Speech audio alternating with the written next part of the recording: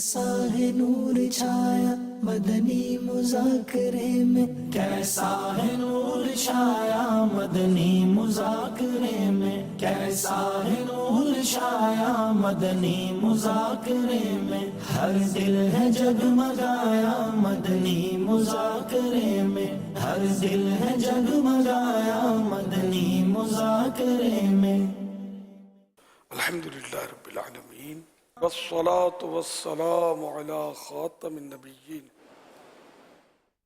اما بعد فاعوذ باللہ من الشیطان الرجیم، بسم اللہ الرحمن الرحیم، الصلاة والسلام علیک یا رسول اللہ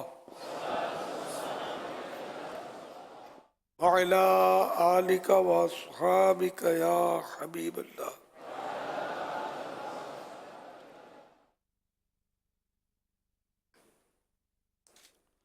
الصلاة والسلام علیک یا نبی اللہ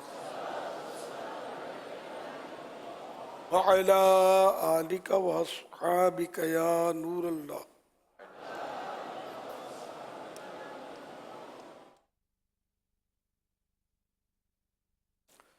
نویت سنت الاعتکاف،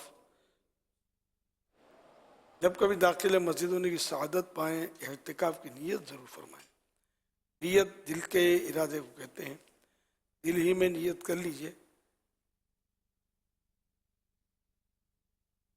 کہ میں نے سنت اعتکاف کی نیت کی، اب معتکف ہو گئے، دل میں نیت حاضر ہوتے ہوئے زبان سے دوہرا لینا اچھا ہے، ورنہ دل کی نیت کافی بھی ہے اور ضروری بھی ہے۔ اب جب تک مسجد میں رہیں گے اعتکاف کا ثواب ملے گا، جب مسجد سے باہر نکلیں گے تو نفل اعتکاف ختم ہو جائے گا۔ یاد رکھیے، مسجد میں کھانا پینا، سونا، سحری، افطار، آب زمزم شریف پینا، دم کیا ہوا پانی پینا، نیاز کھانا وغیرہ اسی صورت میں جائز ہوتا ہے جبکہ اعتکاف کی نیت کی ہو۔ نہیں کی تھی، افطار کا ٹائم آ گیا، افطار کرنا چاہتے ہیں، مسجد میں نہیں کر سکتے اعتکاف کی نیت کے بغیر، تو اب نیت کر لیجئے اور افطار کر لیجئے۔ تاہم ثواب کے لیے نیت کرنی چاہیے تو ثواب ملتا ہے۔ مناسب طریقہ یہ ہے کہ اعتکاف کی نیت ثواب کے لیے کریں اور کچھ ذکر و درود کر لیں، چاہے تو 12 مرتبہ درود شریف پڑھ لیں، اب بھلے افطار کر لیں۔ صلو علی الحبیب صلی اللہ علیہ محمد۔ رسالہ ضیاء درود السلام پیج نمبر 14 پر ہے۔ فرمان ہے سیدنا فاروق اعظم رضی اللہ عنہ، بے شک دعا زمین و آسمان کے درمیان ٹھہری رہتی ہے اور اس سے کوئی چیز اوپر کی طرف نہیں جاتی جب تک تم اپنے نبی کریم صلی اللہ علیہ وسلم پر درود پاک نہ پڑھ لو۔ صلو علی الحبیب صلی اللہ علی محمد۔ الحمدللہ 1444 ہجری کے رمضان المبارک کی رمضان المبارک کا آج 13واں روزہ پورا ہونے کو ہے۔ عصر کی نماز پڑھ کر عاشقان ماہ رمضان جمع ہیں۔ مدنی مذاکرے کا سلسلہ ہے، آپ سوالات کیجیے، ہر سوال کا جواب بھی ہے، بس ثواب یعنی درست دے پاؤں، یہ ضروری نہیں، بن پڑا تو عرض کرنے کی کوشش کی جائے گی۔ بھول کرتا پائیں فوراً میری اصلاح فرمائیں، مجھے آئیں بادشاہیں کرتا، اپنے کہے پر بے سبب اڑتا نہیں، شکریہ کے ساتھ اپنی بھول قبول کرتا پائیں گے انشاءاللہ الکریم۔ صلو علی الحبیب صلی اللہ علیہ وسلم۔ پیارے مرشدی، اللہ پاک آپ کی بے حساب بخشش فرمائے۔ یا مرشدی، مکتبۃ المدینہ کی بہت ہی معلوماتی کتاب اسلامی مہینوں کے فضائل، ماشاءاللہ اس کتاب کے اندر ہر دن کے کچھ نہ کچھ نسبتیں اور برکتیں لکھی ہوئی ہیں کہ اس دن میں کیا واقعہ رونما ہوا۔ یا سیدی، سوال یہ ہے کہ اسی کتاب کے صفحہ نمبر 313 کے اوپر مولا علی مشکل کشا رضی اللہ تعالیٰ عنہ کے حوالے سے قول نقل کیا گیا ہے کہ منگل کے دن جو کپڑا کاٹے تو چوری ہو جانے، ڈوب جانے یا جل جانے کا اندیشہ ہے۔ یا سیدی، یہ ارشاد فرمائیے کہ جو درزی کا کام کرتے ہیں، اگر منگل کے دن انہوں نے کوئی کپڑا کٹائی کرنا ہے، سلائی کرنا ہے، تو کیا اس سے اجتناب کیا جائے؟ اس حوالے سے ہماری تربیت فرمائیے۔ اللہ پاک آپ کی، آپ کے والدین کی، میرے والدین کی بے حساب بخشش فرمائے۔ کپڑا جو قطع کیا جائے یہ شاید ہو سکتا ہے درزیوں کے لیے خاص ہو، کیونکہ ویسے تو اب تھان سے کپڑا کاٹا تو اس کا مطلب تو منگل کو پھر دکان بند رکھنی چاہیے کپڑا بیچنے والوں کو.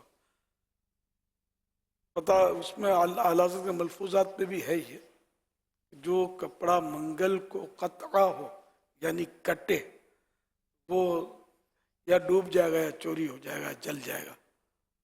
اب اس کی کیا تشریح ہے یہ پتہ نہیں مجھے. بہرحال جائز ہے، ناجائز نہیں ہے کپڑا کاٹنا. واللہ تعالی اعلم ورسولہ اعلم عز وجل وصلی اللہ تعالی علیہ وآلہ وسلم. صلو علی الحبیب صلی اللہ علی محمد. توبوا الی اللہ، صلو علی الحبیب. صلی اللہ. کیا اللہ پاک کو اوپر والا کہہ سکتے ہیں؟ اوپر والا اگر معاذ اللہ اس معنی میں کہتے ہیں کہ اللہ پاک کا اوپر مکان ہے تو کفر ہے، اگر یہ مراد ہے تو. کیا اب کوئی نیا نبی آ سکتا ہے؟ اب کوئی نیا نبی نہیں آ سکتا. پیارے آقا صلی اللہ علیہ وسلم سب سے آخری نبی ہیں. کوئی نئے نبی کا امکان بھی مانے، پوسیبلٹی بھی مانے تو کافر ہو جائے گا. کیا سارے صحابی جنتی ہیں؟ ہر صحابی نبی جنتی جنتی. کے بچے کا عقیدہ ہمارے الحمدللہ. محمد مصطفیٰ سب سے آخری نبی، احمد مجتبیٰ. سب سے آخری نبی. کیا اللہ پاک کا دیدار دنیا میں جاگتی حالت میں کیا جا سکتا ہے؟ پیارے آقا صلی اللہ علیہ وسلم کی یہ خصوصیت ہے کہ پیارے آقا صلی اللہ علیہ وسلم نے اللہ پاک کا جاگتی آنکھوں سے دیدار کیا، اور کسی کے لیے یہ ممکن ہی نہیں ہے، ہو ہی نہیں سکتا کسی کو. کیا پیارے آقا صلی اللہ علیہ وآلہ وسلم کی خواب میں زیارت ہو سکتی ہے؟ بالکل ہو سکتی ہے. ہمیں کیسے پتہ چلے کہ جن کی ہم زیارت کر رہے ہیں یہ ہمارے آقا ہی ہیں؟ صلی اللہ علیہ وسلم خود تعارف فرمائیں گے یا کوئی بتائے گا کہ یہ پیارے آقا صلی اللہ علیہ وسلم ہے، یا دل میں یہ بات ڈالی جائے گی کہ یہ پیارے آقا صلی اللہ علیہ وسلم ہے. اور حدیث پاک میں جس نے خواب میں مجھے دیکھا اس نے حق دیکھا. شیطان پیارے آقا صلی اللہ علیہ وسلم کی مبارک صورت میں نہیں آ سکتا. یہ اللہ پاک کے نام کے ساتھ اور پیارے آقا صلی اللہ علیہ وسلم کے نام پاک کے ساتھ جو لکھا جاتا ہے، جیسے کہ عز و جل یا جل جلالہ، تو یا درود پاک کے ساتھ سواد وغیرہ یہ صلی اللہ علیہ وسلم لکھا جاتا ہے، تو یہ اس کو مختصر کر دیا جاتا ہے، جیم کر دیا جاتا ہے، سواد کر دیا جاتا ہے. اس تعلق سے آپ کیا فرماتے ہیں؟ سواد یعنی صلی اللہ علیہ وسلم کی جگہ سواد لکھنا ہے، مخفف شارٹ فارم. اس کو تو اعلیٰ حضرت نے ناجائز، حرام اور اس طرح لکھا ہے. بہار شریف میں بھی لفظ سخت حرام لکھا ہے اس کے لیے. جیم کے لیے جل جلالہ کی جگہ جیم کا اتنا سخت حکم پڑھنا یاد نہیں ہے. منع تو کیا ہے کہ جیم ریز واد رضی اللہ عنہ کی جگہ اور رحمت اللہ علیہ کی جگہ راحا لکھتے ہیں. ان سب سے منع کیا گیا ہے. جیسا آپ فرما رہے ہیں ویسا ہی ہے، لیکن اللہ پاک کے نام کے ساتھ تعظیمی کلمات کے حوالے سے بھی علماء نے تاکیدیں فرمائی ہیں کتابوں کے اندر کہ جب اللہ پاک کا نام لیں تو جیسے ہم پاک کہتے ہیں، عز و جل کہتے ہیں، تو اسی طرح جیم لکھنے سے بھی سختی کے ساتھ منع ہی کیا جائے گا کہ جب بھی لکھیں تو پاک لکھیں، عز و جل لکھیں، کریم لکھیں، اس طرح کے الفاظ کہنے چاہیے. وہ جیم جل جلالہ کا مخفف ہے، شارٹ فارم ہے. پورا جل جلالہ لکھیں، اللہ پاک لکھیں. پاک آسان ہے، ہر زبان پہ آسانی سے آ بھی جاتا ہے. کیا دعا میں پیارے آقا صلی اللہ علیہ وسلم کے وسیلے کے ذریعے اگر دعا مانگی جائے تو وہ قبول ہو جاتی ہے؟ قبول ہوگی، کیوں نہیں ہوگی. اللہ کی رحمت بہت بڑی ہے، وسیلہ تو اور قبولیت کے قریب کر دے گا. جی وائف اصل میں روزے جو رکھتی ہے نا، تو اس کو روزے جب رکھ لیتی ہے تو دوپہر اس کی اتنی ڈکار آتی ہے، اور بولتی ہے اس کا ڈکاروں کا ذائقہ میرے منہ تک آتا ہے، تو اس سے کوئی روزے میں کوئی فرق پڑتا ہوگا؟ امیر اہل سنت کی خدمت میں یہ سوال ہے کہ روزے کی حالت میں جیسے آدمی سحری کرتا ہے، سحری کرنے کے بعد اگر اس کو کچھ ڈکار وغیرہ آئے اور حلق میں کھانے کے کچھ ذرات وغیرہ محسوس ہوں، کچھ ذائقہ ایسا محسوس ہو، تو اس میں روزے کے متعلق کیا حکم ہے اگر وہ آدمی کچھ ذرات آئیں اور وہ اندر لے لے اس کو؟ اور اس میں وضو کے متعلق اس میں کیا حکم ہوگا کہ وضو قائم رہے گا یا نہیں رہے گا؟ اور روزے کے متعلق بھی ارشاد فرما دیں کہ روزہ جو ہے اس سے روزے پہ کیا اثر پڑے گا؟ روزہ نہیں ٹوٹے گا. یہ دونوں سوالات جو کیے گئے ڈکار، تو ڈکار سے روزہ نہیں ٹوٹتا، اور یہ چند ذرات آ جاتے ہیں وہ بھی چلے گئے، اس سے بھی روزہ نہیں ٹوٹتا، وضو پر بھی کوئی اثر نہیں پڑے گا. میرا نام حسین ہے، میں دارالمدینہ کا اسٹوڈنٹ ہوں. میرے علی سنت کی بارگاہ میں یہ سوال ہے، اگر ہم مغرب کی نماز پڑھ کر سو جائیں اور 11-12 بجے اٹھیں تو ہم تراویحاں پڑھیں، ہماری یہ تراویحاں ہوں گی؟ تراویح کا ٹائم تو ساری رات ہے. عشاء کے فرض وہ تو ضروری ہی ہیں، لیکن عام عرف میں رمضان شریف کی عشاء کو بھی لوگ تراویح میں ہی کھپا دیتے ہیں. سارا سال عشاء کے فرض، وتر، سنتی تو سب ہیں، تراویح اضافی ہے، رمضان شریف ہی کی عبادت ہے. یہ اس کا وقت ساری رات ہے، 12 بجے بھی رات ہوتی ہے. جب تک سحری کا وقت ختم نہیں ہوتا تراویح کا وقت بھی ختم نہیں ہوتا.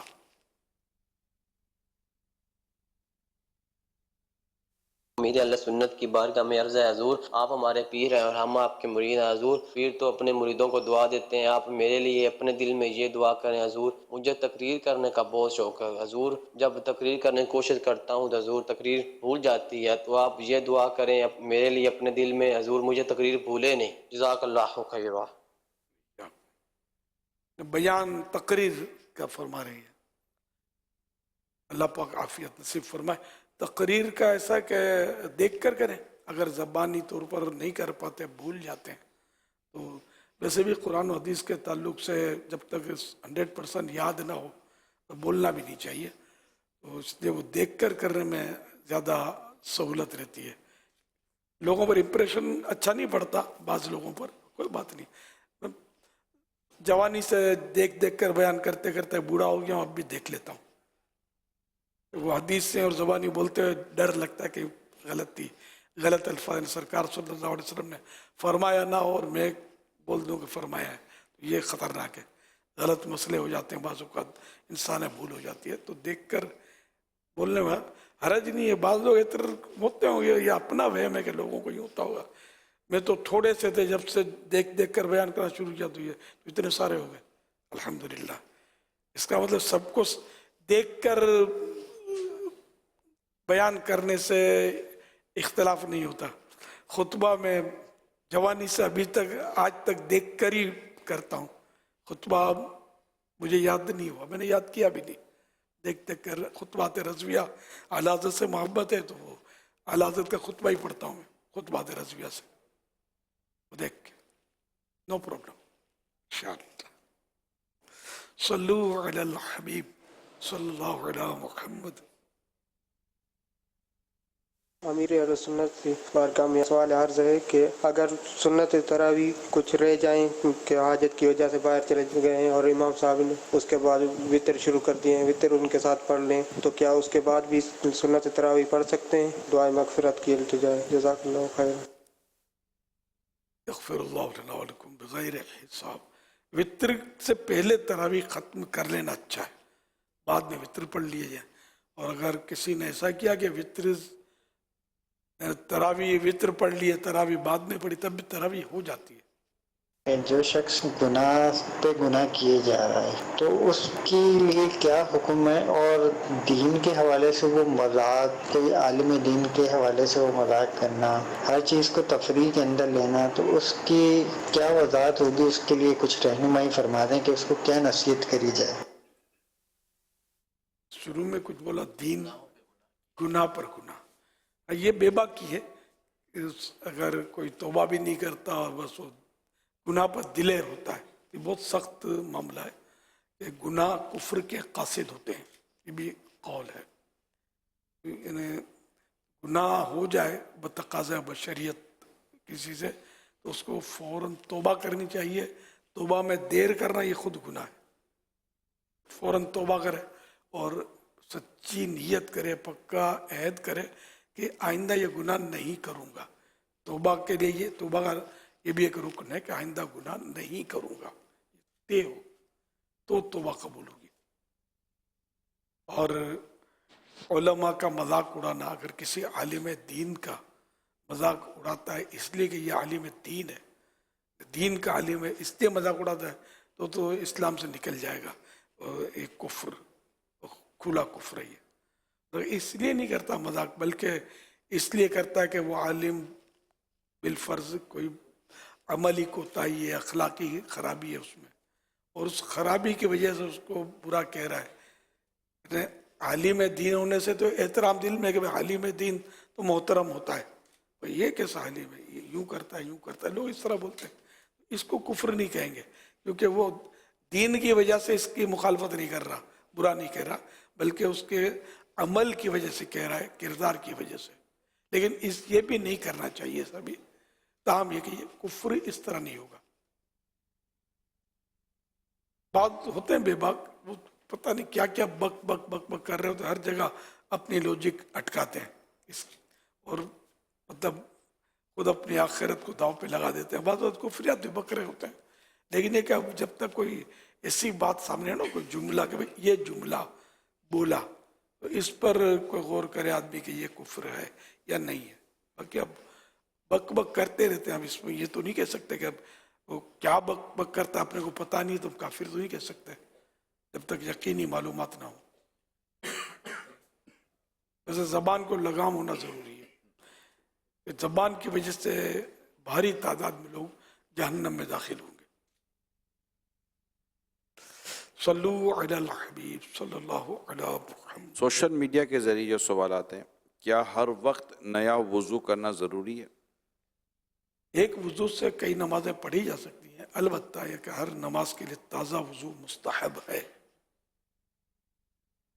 ایک اور سوال ہے کہ دوران کام کمپیوٹر کے جو بیک اسکرین ہے، اس کے پیچھے جیسے کہ نعتیں چل رہی ہیں اور میں کام کر رہا ہوں اور کمپیوٹر پر ہی نعتیں چل رہی ہیں، تو کیا یہ صحیح رہے گا؟ اگر نعتوں پر بھی توجہ ہے تو صحیح ہے، مطلب سرور تو آتا ہے نعت شریف سے. بری خصلت کو کیسے دور کیا جائے؟ اگر بری خصلت گناہ والی خصلت ہے، ہر بری خصلت کو گناہ کہنا مشکل ہوتا ہے، تو اگر وہ ہے گناہ تو اس سے تو توبہ کرے، سچی توبہ کرے، عہد کرے آئندہ نہ کرنے کا. تو یوں انشاءاللہ یہ عادت چھوٹے گی اور سیریس لے کے مجھے یہ چھوڑنا. یا پھر اگر ایسی بری خصلت ہے جو عادت نہیں ہے لیکن وہ عوامی طور پہ عیب ہے یا ویسے ہی عیب ہے کہ ایسا نہیں ہونا چاہیے، تو اس کو بھی مطلب ہے کہ اللہ پاک سے اس سے پناہ مانگے اور سیریس لے کے اس کو مجھے نکالنا ہے. جب کوشش کریں گے تو نکل جائے گی. ایک سوال آیا ہے، کہتے ہیں کہ مرنے کے بعد آخرت کی زندگی ہمیشہ کے لیے کیوں ہے؟ اس پر میرا یہ عرض کروں گا کہ آج کل یہ ایک رجحان بڑھتا چلا جا رہا ہے. کیوں ایسا کیوں ہے، ایسا کیوں ہے، یہ کیوں کہا ہے، یہ کیوں کہا ہے. کچھ عرصہ پہلے ایسا اتنا تھا نہیں، لیکن اب کیوں کا رجحان جو ہے نا وہ ذہنوں میں یا تو ڈالا جا رہا ہے یا بڑھتا چلا جا رہا ہے. ہر چیز میں کیوں ہے کیوں ہے کیوں ہے. تو یہ جو کیوں ہو گیا ہے، یہ کیوں ہوا ہے؟ اب اللہ اور رسول نے جو فرما دیا وہ ہمارے لیے حرف آخر ہے، اور اس کو مانے بغیر ظاہر ہے کہ چارہ بھی نہیں ہے نا، کہ ماننا ہی ماننا ماننا ہی ماننا. تو اب یہ کیوں ہے، یہ مطلب سوال پیدا نہیں ہونا چاہیے. اہل ایمان جو ہوتے ہیں، مومن ہوتے ہیں، وہ مان لیتے ہیں کہ اللہ کا حکم ہے، اس کے نبی کا حکم ہے صلی اللہ علیہ وسلم، آمنا و صدقنا. یہ کیوں کرنے میں بعض اوقات ایمان تباہ ہو جاتا ہے. اور اگر نعوذ باللہ یہ کیوں اعتراض کے لیے کہہ رہا ہے کہ یہ آخرت میں، یعنی کہ آخرت کی زندگی ہمیشہ کی کیوں ہے، اور نعوذ باللہ یہاں مراد اعتراض ہے کہ ایسا نہیں ہونا چاہیے، تو پھر وہ مسلمان بھی نہیں ہے ایسا شخص. مسلمان تو ایسا اللہ پاک کا جو بھی طے شدہ جو بھی معاملات ہیں اللہ اور رسول کے، اس پہ اعتراض کرنے کا تو اس کو تو گنجائش ہی نہیں ہے نا. تو اس لیے مان لینا چاہیے جو بھی اللہ اور رسول کا حکم ہے، آنکھیں بند. آمنا صدقنا، میں اس پر ایمان لایا، میں نے اس کی تصدیق کی. میں نے اس کو سچا مانا. تصدیق کرنا انہیں سچا ماننا. یہ لاجک عام طور پہ دینی معاملات کے اندر کیوں بہت زیادہ ہوتا ہے؟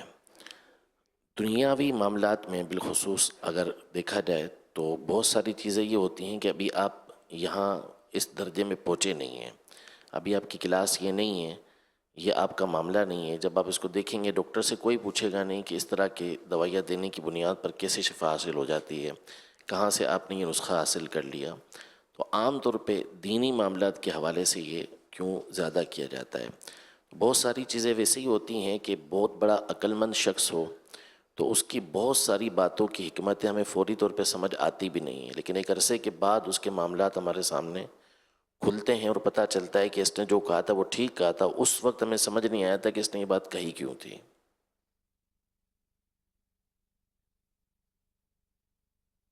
کسوٹی بھی تو ہوتی ہے نا، کہ یہ ایمان کی کسوٹی ہے کہ اللہ اور رسول کے معاملے میں آدمی بس صرف مان لے. اب بعض معاملات اس سے جس میں علماء جو بڑے بڑے علماء ہیں وہ حکمتیں بیان کرتے ہیں تو وہ ہماری ایمان کی مضبوطی کے لیے ہوتی ہیں، نہ کہ ان کو کوئی اختلاف ہوتا ہے اس سے اللہ اور رسول کے حکم سے. حضرت سیدنا عبداللہ ابن عمر رضی اللہ تعالی عنہما، بخاری شریف کے حدیث مبارکہ ہے، ان سے کسی نے پوچھا کہ حجر اسود کو چومنا کیسا ہے؟ تو آپ نے فرمایا کہ نبی پاک صلی اللہ علیہ وسلم سے چوما ہے، سنت نبی پاک صلی اللہ علیہ وسلم کی. تو وہ یمن کے شخص تھے، تو انہوں نے سامنے سے یہ کہا کہ ارائیتا، آپ کی رائے کیا ہے کہ اگر میں رش میں پھنس جاؤں تو کیا کروں؟ تو آپ نے فرمایا کہ اپنے ارائیتا کو، یعنی یہ جو تم نے کہا نا آپ کی رائے کیا ہے، اس کو یمن کے اندر رکھ کے آ جاؤ. جب میں نے تمہیں کہہ دیا کہ نبی پاک صلی اللہ علیہ وسلم نے فرمایا ہے تو پھر اس کے بعد دوسری بات کیا ہوتی ہے؟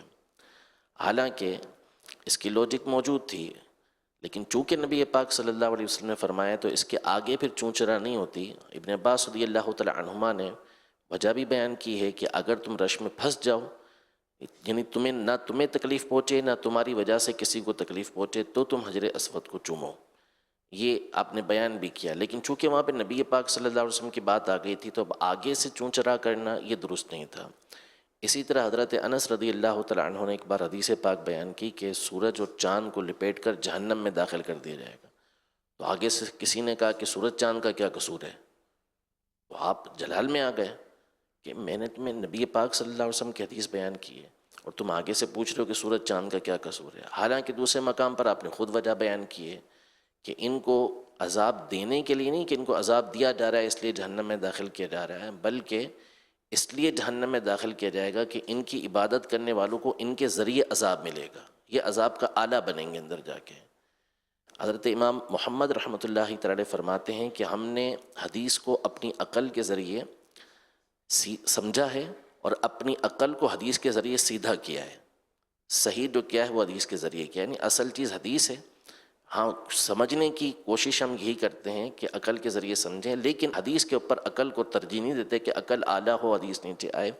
سیدنا علی المرتضیٰ کرم اللہ تعالیٰ وجہہ الکریم کا فرمان ہے کہ اگر ہر چیز اس طرح عقل کے ذریعے جانی جاتی تو پھر جو ہم موضوع پہ مسح کرتے ہیں وہ نیچے ہونا چاہیے تھا، اوپر نہیں ہونا چاہیے تھا. مٹی نیچے لگتی ہے اور مسح ہم اوپر کرتے ہیں، لیکن چونکہ نبی پاک صلی اللہ علیہ وسلم نے اوپر مسح کیا ہے تو ہم اسی طرح مسح کرتے رہیں گے.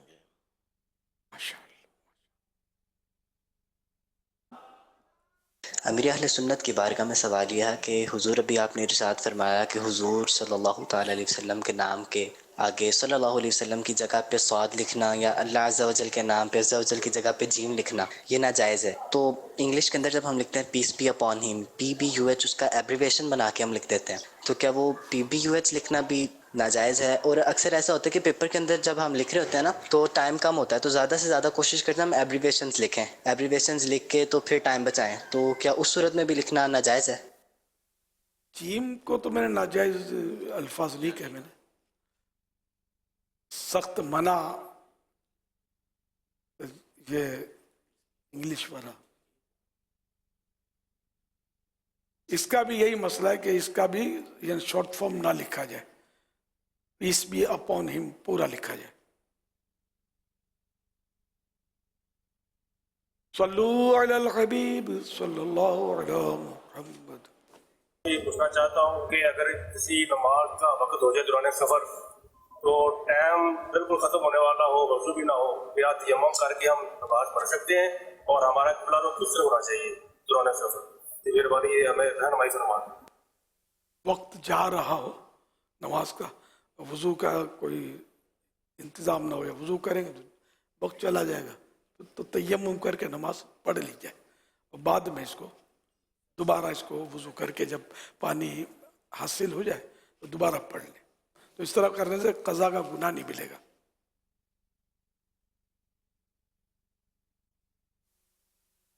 میرا سوال یہ ہے کہ جو قبر کے اوپر تختی لگائی جاتی ہے نام کی، تو اس پہ کوئی آیت یا صلاۃ السلام لکھ سکتے ہیں یا نہیں؟ آج کل تو سب کچھ لکھنے کا رواج تو ہے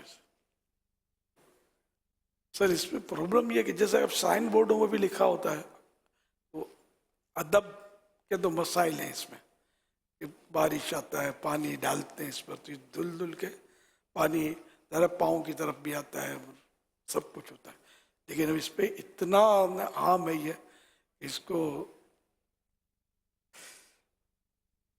ناجائز کسی نے لکھا ہو یہ میرے ذہن میں نہیں ہے۔ اعلیٰ حضرت نے ادب کے تعلق سے تو اس طرح کی باتیں ارشاد فرمائی ہیں، مجھے یاد نہیں پڑتا کہ ناجائز کہیں لکھا ہو، عرف عام ہے۔ اب تو لوگوں نے کار ثواب سمجھ کر بیچارے وہ بورڈ لگاتے ہیں لکھے ہوئے درود شریف کی، اور یہ اب یہ تو عرب دنیا میں بھی ہے، یہاں بھی ہے، صلی علی النبی، سبحان اللہ، اذکر اللہ، یہ لا الہ الا اللہ، اس کے بورڈ لگے ہوتے ہیں۔ یہ کہ سب میں یہی ہے کہ پانی گرے گا اس پہ، پھر جانوروں کی بیٹ، پرندوں کی بیٹ، یہ الگ مسائل ہیں ان بورڈوں پر۔ تب چونکہ کسی علماء نے ناجائز لکھنا میرے علم میں نہیں ہے، تو ہو رہا ہے، اب کیا کیا جائے۔ صلو علی الحبیب صلی اللہ علی محمد۔ میرا امیر اہل سنت کی بارگاہ میں یہ سوال ہے کہ بعض علاقوں میں یہ مشہور ہے کہ جب کوئی فوتگی ہو جاتی ہے تو 40 روز تک کسی غریب کے ہاں کھانا بنا کر بھیجا جاتا ہے اور ختم وغیرہ انہیں کہا جاتا ہے کہ پڑھیں، کیا یہ کرنا ضروری ہے؟ ضروری نہیں ہے۔ صحابہ کرام علیہ رضوان میں یہ تھا کہ انتقال ہو جاتا کسی کا تو 7 دن تک یہ حضرات صدقہ خیرات کرتے، کھانا کھلاتے، اس طرح ان کی روایت تو ہے 7 دن۔ اب 40 دن تو یہ صحابہ کرام اس کو واجب نہیں سمجھتے تھے، یہ کمپلسری ہے، نہیں کریں گے تو گناہ ہو جائے گا، ایسا نہیں ہے۔ تو اگر کوئی 40 دن کرتا ہے یا 140 دن کرتا ہے اور اس کو گناہ نہیں، انہیں نہ کرنے کو گناہ یا برا نہیں سمجھتا، صرف ایک اچھا کام کر کے کرتا ہے، تو شریعت نے جن کاموں کو منع نہیں کیا وہ اچھا ہوتا ہے، جائز ہوتا ہے، جبکہ مسلمان اس کو اچھا سمجھ کے کریں۔ تو یہ کہ بظاہر تو اچھا ہی کام ہے، 40 دن اس بہانے غریبوں کو روٹی ملے گی، کھانا ملے گا، نہ کرے تو گناہ نہیں ہے، نہ برا ہے، نہ اس کو برا بلا کہا جائے گا، کچھ بھی نہیں، کرے تو اچھا ہے۔ صلو علی الحبیب صلی اللہ علی محمد۔ मिठा मिठा अमीर अल सुन्नत इरशाद फरमायो त जेकॾहिं फितरो कंहिंखे ॾियणो आहे त फितरे जे बदिले को सामान ॾेई सघे थो, जीअं अटो वग़ैरह। ऐं जेकॾहिं कंहिंखे अटो मिलियो हुजे ऐं उहो अटो वरी फितरे जे तौर ते सदको करे या ॾे त छा उहो अदा थी वेंदो? अगरि फितरे जो जेको माप आहे हुन जे मुताबिक़ अगरि अटो ॾिए थो, गेहूं ॾिए थो, जेको ॾिए थो हुनजी क़ीमत जो चावल ॾिए थो, तॾहिं बि फितरो अदा थी वेंदो।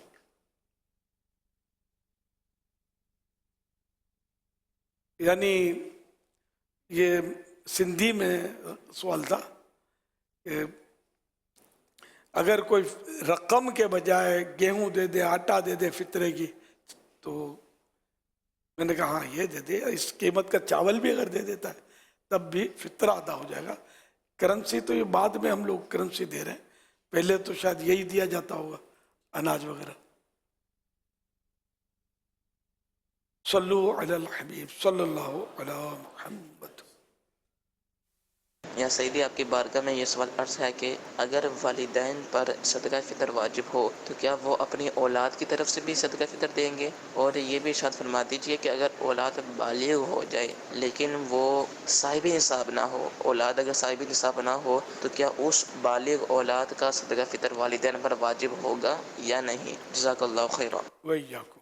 جس شخص پر صدقہ فطر واجب ہے تو اس باپ پر اپنی نابالغ اولاد کا بھی صدقہ فطر واجب ہے، اور بالغ جب بچہ ہو گیا تو واجب نہ رہا، کفالت میں ہو تو تب بھی ہے نا، تو بالغ اولاد کی طرف سے فطرہ دینا باپ پر واجب نہیں، اور نابالغ اگر صاحب نصاب ہے تو نابالغ کے پیسوں سے بھی دیا جا سکتا ہے، صدقہ فطر باپ نکال دے اور اپنے پلے سے باپ دیتا ہے تب بھی کوئی حرج نہیں ہے۔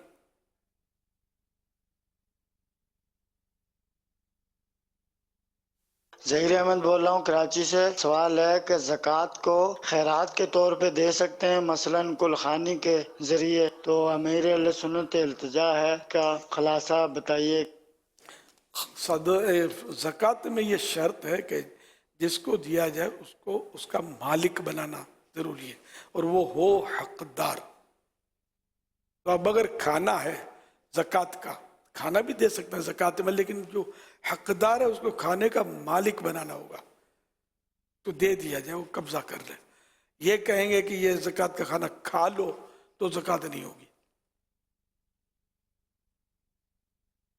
اور بتانا بھی ضروری نہیں ہے، لیکن آپ نے کہا نا اپنے دل میں کہ یہ زکوٰۃ کا کھانا ہے، یہ کھا لیجئے، سب کو تھال دے دیا کہ سب یہ ہیں حقدار، تو اس طرح زکوٰۃ نہیں ہوگی۔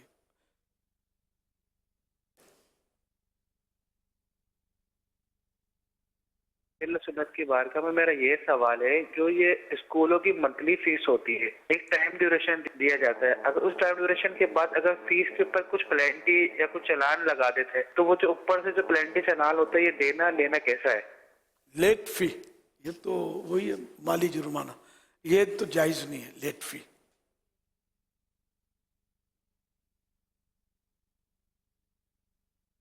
میرا امیر علیہ سنت کی بارگاہ میں یہ سوال ہے کہ انسان کو پتہ نہ ہو کہ اذان پہنچ چکی ہے سحری کرتے وقت، تو کیا انسان کو کھا پی لے تو کیا روزہ ٹوٹ جاتا ہے؟ اس میں ایسا ہے کہ اذان سے سحری کا یا افطار کا تعلق نہیں ہے۔ اگر اذان فجر کے وقت شروع ہونے کے بعد، سحری کا وقت ختم ہونے کے بعد ہوئی اور اس پہ کسی نے کھایا پیا تو روزہ اس کا نہیں ہوگا، اور اگر اذان پہلے شروع ہو گئی اور اس پہ کسی نے کھا لیا، پانی پی لیا، اور جب اس نے پانی پیا تو سحری کا وقت باقی تھا، چاہے اذان آدھی ہو چکی ہو، تو اس کا روزہ نہیں گیا۔ تو اب یہ تو کیسے پتہ چلے کہ اذان پہلے ہوئی یا بعد میں ہوئی؟ کہ بعض اوقات وہ غلط فہمی کی وجہ سے اذان پہلے دے دی جاتی ہے، اذان دوبارہ دینی ہوگی، کیونکہ اذان تو فجر کی نماز کے لیے صبح صادق کے بعد ہی ہوگی، جب سحری کا وقت ختم ہو جائے گا تب اذان ہوگی۔ تو یہ عوام میں بس بہت کثرت سے یہ غلط فہمی ہے کہ افطار بھی وہ اذان کا انتظار ہی کریں گے، اذان ہوگی، پھر چاہے اذان جلدی ہو جائے تو افطار کر لیا اور پھر پتہ چلا کہ وقت تو نہیں ہوا تھا، سورج غروب نہیں ہوا تھا، اذان جلدی، تو اب وہ پھر بس شور شرابہ اور پھر مؤذن کی بیچارے کی کٹائی کریں گے یا بولا بولی کریں گے اس کو، اور بولیں گے کہ ہمارا کیا قصور ہے، ہم کیوں قضا کریں، اس کا قصور ہے۔ ایسی باتیں عوام جو کرتے ہیں، ایسا نہیں ہونا چاہیے۔ مؤذن کر لے تو آپ غلطی نہیں کرتے۔ کون سا ایسا مسلمان ہوگا جو چاہے گا کہ 1 منٹ پہلے اذان دے دو چاہ کے سب کے روزے خراب ہوں؟ کوئی بھی نہیں چاہے گا۔ بیچارے وہ غلط فہمی ہوگی، گھڑی آگے پیچھے ہو گئی ہوگی، تو بولنا نہیں چاہیے مؤذن کو، یہ خود ہی اتنا خوف زدہ ہوگا کہ آئندہ خیال رکھے گا۔ دوسرا یہ کہ اگر آپ نے مؤذن صاحب نے پہلے اذان دے دی اور آپ نے افطار کر لیا اور کنفرم ہو گیا کہ یہ اذان تو جلدی ہوئی تھی، ٹائم نہیں ہوا تھا، تو ایک روزہ قضا کرنا پڑے گا۔ اس میں یہ ہوشیاری نہیں کرنی کہ میرا قصور نہیں ہے، اس کا قصور ہے، نہیں، کچھ بھی نہیں۔ شریعت کا حکم یہی کہ آپ کو روزہ قضا کرنا ہوگا۔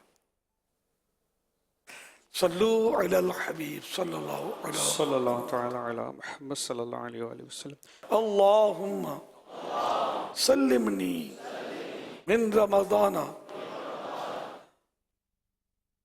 वसल्लिम रमज़ाना ली वसल्लिमहु मिन्नी सल्लु अलल हबीब सल्लल्लाहु अला मुहम्मद। प्यारे अमीर रसूल, मेरा सवाल यह है कि तबारकल्लज़ी और सूरत वाक़िया, ये दोनों सूरतें मगरिब की नमाज भी पढ़ सकती हैं या इशा की नमाज पढ़ने के बाद इसकी फजीलत है? रहनुमाई फरमा दीजिए। सूरह मुल्क के साथ कौन सा बोला? सूरह वाक़िया। यानी जो रात को पढ़नी है ना, जैसे तो वो मगरिब से रात शुरू हो जाती है सूरज डूबने से। सूरतुल मुल्क जैसे पढ़ ली मगरिब के बाद तो फजीलत हासिल हो जाएगी। इशा की नमाज के बाद पढ़ना शर्त नहीं है, मगरिब की नमाज के बाद पढ़ना भी शर्त नहीं है। सूरज डूब गया, रात हो गई, लेकिन मगरिब की नमाज में ताखीर बिला वजह नहीं करनी चाहिए। तो इस यूँ मतलब सूरतुल मुल्क बाद में पढ़ ले मगरिब पढ़कर। सल्लु अलल हबीब सल्लल्लाहु अला मुहम्मद।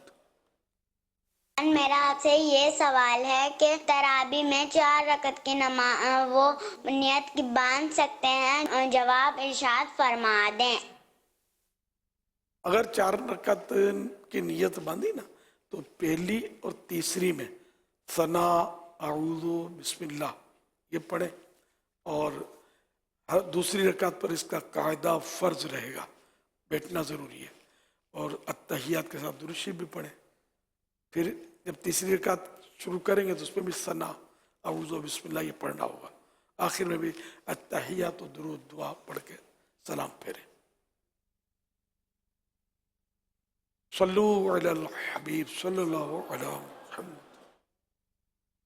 दरखास्त है कि पूछना था कि 30 दिन जो बंदा बीमार रोजे नहीं रख सकता वो फितराना उसका कितना है? जिस तरह एक बंदा 320 रुपया 30 दिनों का देगा तो वो क्या हर दिन के उसके 330 रुपये होंगे? अगर रोज़ा नहीं रखा किसी ने, बीमार हो गया तो बाद में कज़ा करेगा, जबकि शरीयत की इजाज़त से इसने रोज़ा नहीं रखा है तो गुनाहगार नहीं है, बाद में कज़ा कर ले, और इसका कोई कफ़ारा नहीं है। यानी किसी ने पूरा महीना रोज़े नहीं रखे बिलफर्ज और बग़ैर मजबूरी के नहीं रखे, तब भी वो साहिब निसाब है तो सदका फ़ित्र उस पर वाजिब होगा।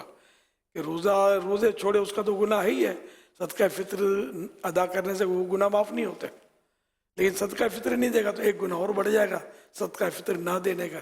सल्लु अलल हबीब सल्लल्लाहु तआला अला मुहम्मद सल्लल्लाहु अलैहि वसल्लम। कैसा है नूर छाया मदनी मुज़ाकरे में, कैसा है नूर छाया मदनी मुज़ाकरे में, कैसा है नूर छाया मदनी मुज़ाकरे में, हर दिल है जगमगाया मदनी मुज़ाकरे में, हर दिल है जगमगाया मदनी मुज़ाकरे में।